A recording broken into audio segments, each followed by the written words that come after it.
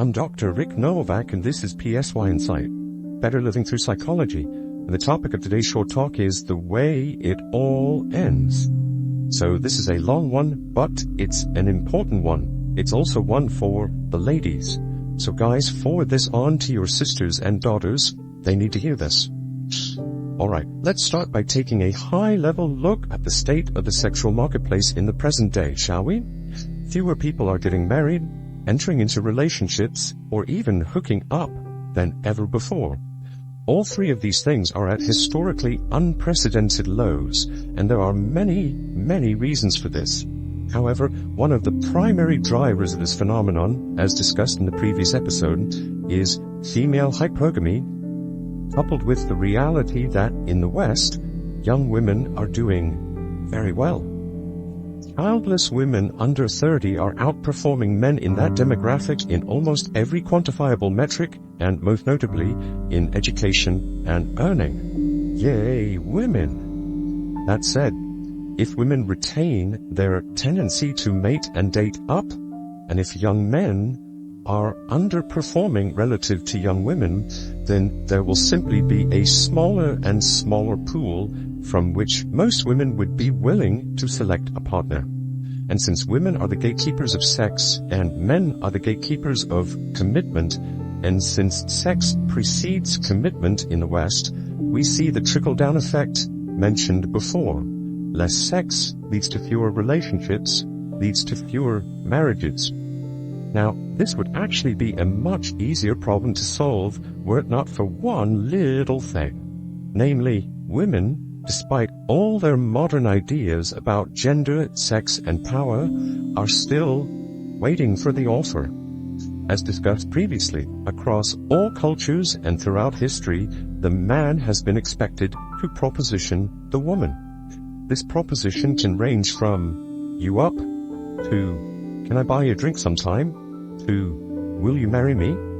But it is always the man who makes the offer to the woman. And this is peculiar because there doesn't seem to be like a necessary reason for this. Like if we can collectively question the necessity of pretty much every other traditional gender role, I'm not sure why this one has survived to the present day. And just for the record, I would love to be taken out to dinner. Like, if you want to make all the plans and pay for everything, or if you want to invite me over for a home-cooked meal, I would be thrilled to show up and look pretty. Provided, of course, you are sufficiently attractive, you meet all of my criteria, and you don't assume I'm just going to sleep with you, because that would be creepy and my eyes are up here. In any case, and for whatever reason, women don't seem interested in occupying this traditionally male role in the courtship process. At all ages and at all levels of commitment, they are still waiting for the offer. Now, on the surface, this doesn't seem to cause too many problems for women in their 20s. The offers might be coming in hard and fast, and it may reasonably seem like it's only a matter of time before an even better offer comes in, and they'll accept when they're ready. However, this attitude, while understandable, leads to a number of fairly predictable downstream consequences. This is because the game changes at 30. As previously discussed, 30 is the age at which the average male's sexual marketplace value exceeds the average woman's sexual marketplace value for the very first time. And since men are presumably expected to make the same ultimate offer, namely marriage or a lifetime of commitment, protection, and provision to a woman in her 20s as to a woman in her 30s or beyond, and since women's sexual marketplace value decreases across the same timeline, all other things being equal, the same offer becomes increasingly expensive as the woman ages. I'll say that again in a slightly different way. Since the offer is the same, but a woman's sexual marketplace value decreases as she ages, the same offer becomes increasingly expensive as a function of time. What this generally means is that if women don't adapt to changing conditions, they may find themselves priced out of the market, especially since they seem hell-bent against making the offer.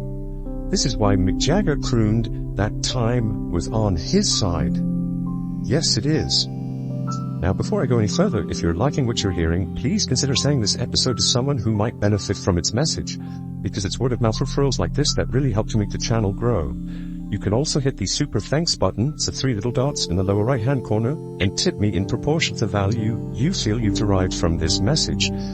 All of this is made possible through your support, and I couldn't do this without you, so I'm really appreciative of what you can do. Thank you very much. Alright, let's try to put this all together, shall we? Given all the factors that we've discussed thus far, female hypergamy, young women's success relative to young men, changing SMV as a function of time, and the fact that women aren't making offers to men, there are actually only a few different ways this can possibly turn out. In fact, if we play the chess out 20 moves, we see that there are only 5 possible endgames here for women. I can't give the exact odd ratios, but some are much more plausible than others. Let's briefly walk through all 5 scenarios. Remember, high-performing, attractive young women set an extremely high barrier to entry.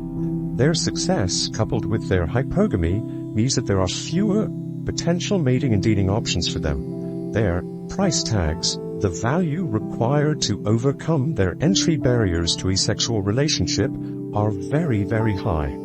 And since the majority of women are gunning for the same top 10% of men, the intrasexual competition is astounding. On the other hand, while women are doing very well, the men to whom they are hypergamously attracted are, by definition, doing even better. These 10% of men have incredible optionality, and they may understandably be reticent to forego the buffet for the same meal for the rest of their lives. This creates the ironic paradox that the men who have what women want are the least likely to give it to them. Let me say that again. The men who have what women want are the least likely to give it to them. From their perspective, the women's demands are too expensive, and they only become more expensive as a function of time. And this phenomenon will intensify as the trends we've discussed continue. What this means is that given the assumptions I've already mentioned, there are only 5 endgames for women. As you'll see, they logically cover all possible outcomes. Here they are. A. Women keep their price tags high, beat out the intrasexual competition, and secure the high-value man. B. Women lower their price tags in order to beat out the intrasexual competition and secure the high-value man. C. Women keep their price tags high, fail to beat out the intrasexual competition, and settle for a lower-value man. D. Women lower their price tags, still fail to beat out the intrasexual competition, and settle for a low-value man. And E. Women neither secure nor settle and end up unpartnered. There are literally no other ways for the game to end. So, which outcome is most likely? Feel free to pause the episode and take a guess. Now, since we're talking about behavioral economics and the exchange of value, the easiest way to approach an answer to this question is to consider what you, a woman, would do if you were shopping. To that end, would you ever buy the exact same product from one vendor if you could get it more cheaply and easily somewhere else?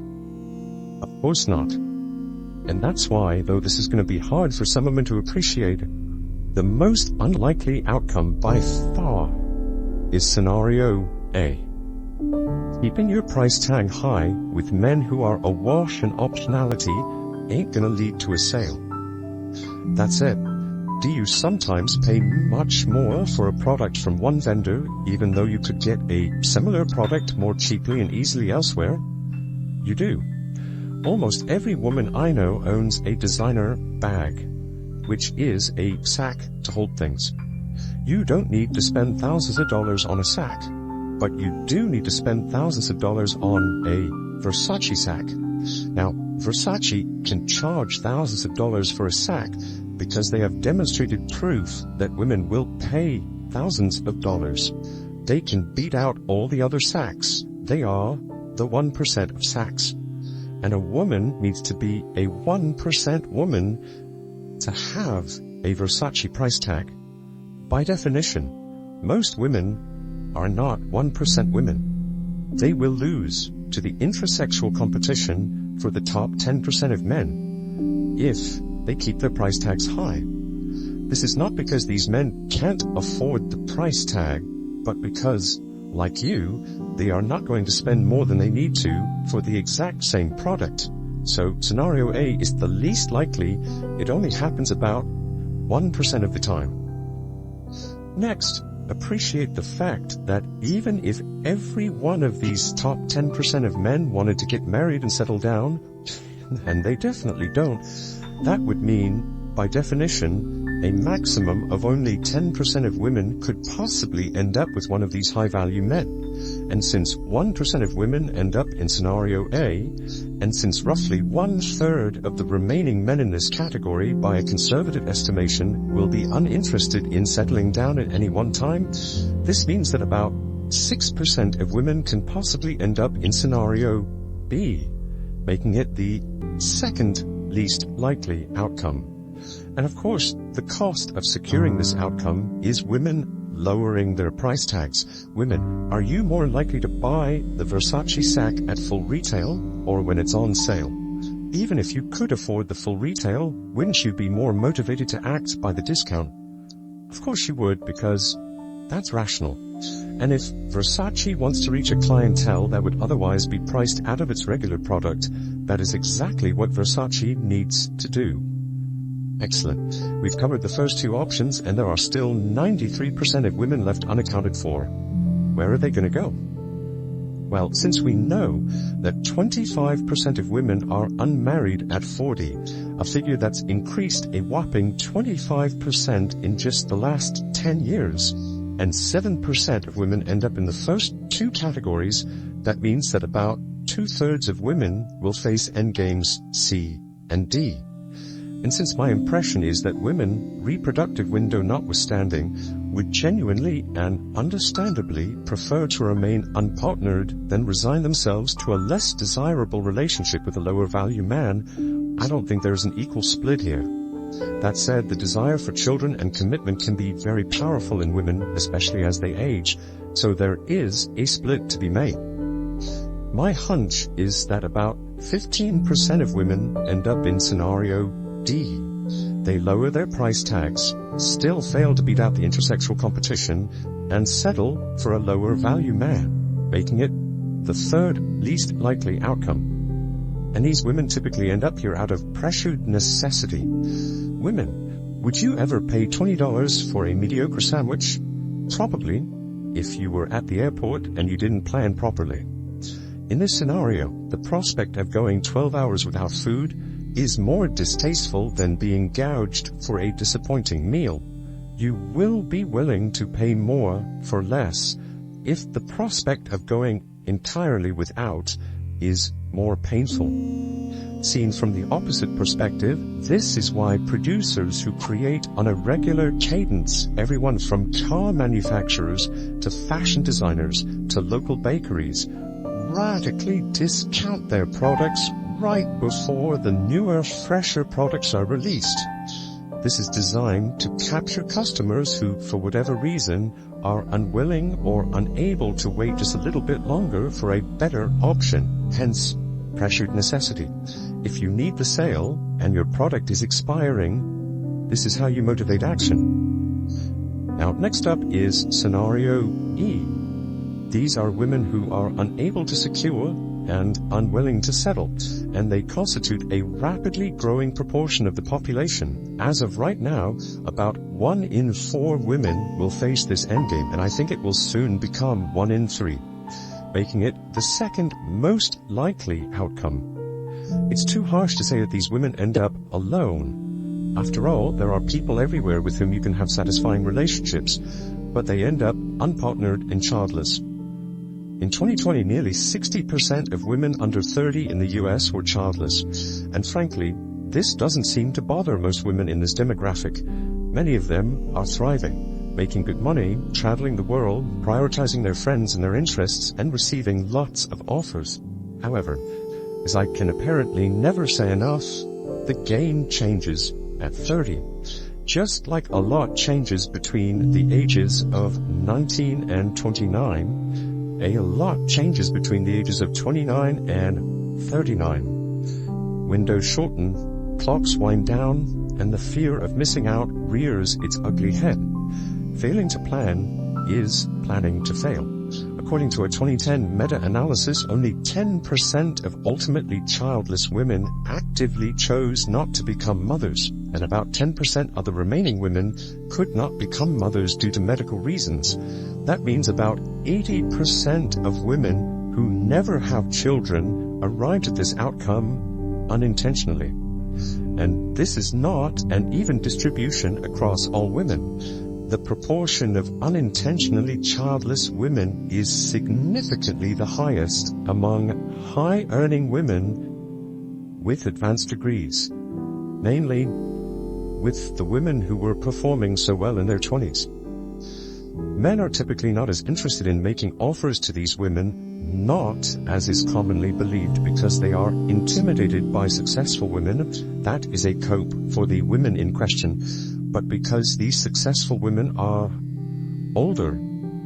It takes time to get an advanced degree and build a career, and as we've seen, all other things being equal, the same offer becomes more expensive as a function of time. These women are also the least likely to surrender their hypergamous tendencies. After all, they've worked very hard to get to where they are. So why would or should they settle? It's an excellent question. However, the upshot here is that these women tend to price themselves out of the market more frequently than their less educated, lower earning, and younger competition. And that leaves scenario C. Since these 5 endgames cover all the mutually exclusive outcomes, we can estimate that 53%, or roughly half, of all women will end up with lower value men willing to pay a higher price tag. While a high value man with lots of options may not be willing to offer, say, sexual exclusivity or a lifetime commitment, a lower value man who might not be able to access the same sexual opportunity otherwise might. These men must offer more to compensate for their lower attractiveness. This means that most women end up with the relationship they want, but not with the man they would prefer. And this is what leads to a lot of low-grade marital dysfunction. As Chris Rock put it, the number one reason why a woman's always mad is 'cause you ain't her first choice. Link below. Not all women can afford a Versace sack, but that typically doesn't stop them from wanting one, and this can make them envious and unhappy, especially if they're scrolling. On the other hand, some women can successfully resolve this dissonance by making a virtue out of a necessity, which, all things being equal, is actually a very useful reframe. That is, rather than focus on the sack they wanted but couldn't afford, they recast the knockoff they bought at a significant discount as just as good. After all, the knockoff sack can hold at least as much as the Versace sack, and it may even be the more practical accessory for most occasions. So what's the upshot? At the end of the day, most women will end up with a perfectly serviceable option, so there's no need to give in to panic or dread. So this is the approximate distribution of endgame likelihood when we look 20 moves ahead, and this distribution hinges on women's continued reticence to make the offer, whether it's for a date or for a lifetime of provision. The game will change significantly if and when they cross that threshold, but this is how it roughly looks under the current state of play. Just keep in mind that these are kinda ideal odds ratios. They skew more disadvantageously to the women as the years go by. For most women, they will never have a better chance of securing the relationship they want with the man they prefer than today.